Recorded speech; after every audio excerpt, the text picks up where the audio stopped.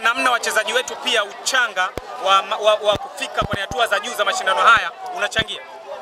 Ya, kwa sababu ukiangalia Simba tumefanya maingizo almost wachezaji zaidi ya 12 katika msimu huu. Kwa hiyo ni kitendo cha kuwapongeza Fadlu na benchi la ufundi, kwa sababu kukaa na wachezaji zaidi ya chini ya siku 180 unaanza mashindano makubwa na unafikia hatua hii, ni kitendo cha kumpongeza sana.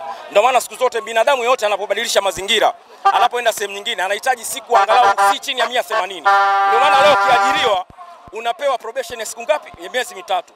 Miezi mitatu kizingua unaongezewa miezi mitatu mingine.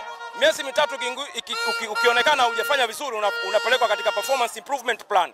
Kwa hiyo sisi tumpongeze Fadlu, tumetoka sehemu ngumu, tumepita njia ngumu, lakini mwisho wa siku ndo ambaye ametokea. Sawa, mimi nataka nikuulize swali kwa maana ya kwamba mpinzani wako pia umemtazama, labda yeye alikuwa bora sehemu gani kwa namna ambavyo umetazama tu mpira?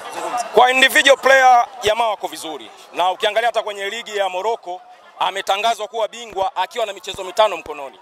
Kwa hiyo Berkane. Kwa hiyo ni timu ambayo ni klasi ya kubwa sana. Ukimwangalia yule Kamara thamani yake tunasikia kabisa ni zaidi ya sui ngapi? Mamadou Kamara. Mamadou Kamara. Ukiangalia vilabu ambavyo vinamhitaji ni vilabu vikubwa sana duniani. Umeona ziko kwenye ligi ambazo zina ushindani. Kwa hiyo unaweza kuona individual player jamaa wako daraja lao. Ndio maana narudi pale kwamba sisi msimu huu tumefanya maingizo ya wachezaji zaidi ya 13 wapya na wametufikisha hapa.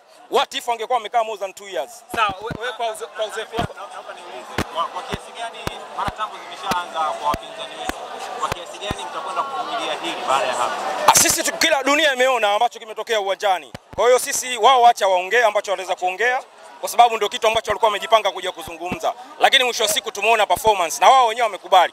Na baada ya lile goli la pili wenyewe walikuwa wameshaanza kujua shughuli imekuwa nzito, lakini yalotokea yametokea, kila mtu ameona, dunia imeona, lakini sisi tunarudi pale pale. Hawa jamaa mimi na maswali najiuliza. Kwenye press Mamadou Kamara alizungumza kwamba wangecheza kwa Mkapa wangefungwa.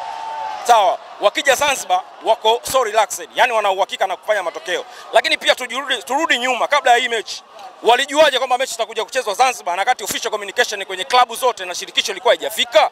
Baada ile mechi within 72 hours wakaposti kwenye social media yao kwamba second leg will be played in Amani Stadium Zanzibar. Nini ambacho kinaendelea kwenye haya mambo? Kwa hiyo kuna vitu vingi sana ambavyo vya kujiuliza. Kwa hiyo lakini hatuna namna tena, imeshatokea, ukurasa huu tumeufunga. Inshallah tuendelee na michuano mingine ambayo imebaki ndani, na hao wengine ambao wanaongea kama kweli wanaume walete timu hiyo Juni. Tarehe ambayo imetangazwa.